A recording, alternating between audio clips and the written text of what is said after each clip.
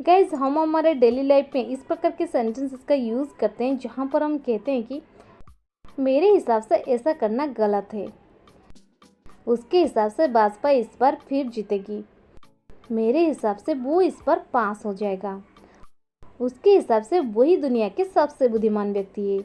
So guys इस प्रकार के सेंटेंसेस को कैसे इंग्लिश में कहेंगे, इसके लिए कौन से स्ट्रक्चर के यूज़ करेंगे, आज के इस वीडियो में हम डिस्कस करने वाले हैं।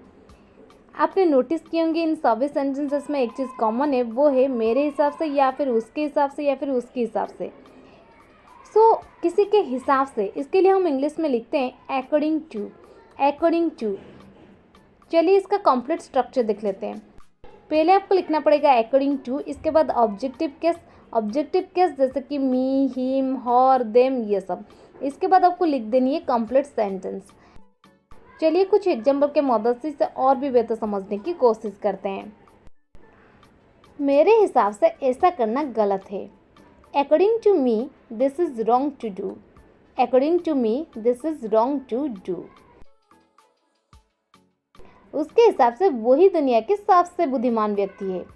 According to him he is only the most intelligent man in the world. According to him he is only the most intelligent man in the world. मेरे हिसाब से वो इस बार पास हो जाएगा। According to me, he will pass this time. According to me, he will pass this time. उसके हिसाब से भाजपा इस बार फिर जीतेगी। कई बार हम इस प्रकार सेंटेंस का यूज़ करते हैं कि हमें लगता है कि इस बार भाजपा ही जीतेगी। सो इस सेंटेंस को हम इंग्लिश में कहेंगे according to him BJP will win again this time. According to him BJP will win again this time. मेरे हिसाब से अब हमें कोई परेशान नहीं करेगा। According to me no one will bother us now. According to me no one will bother us now.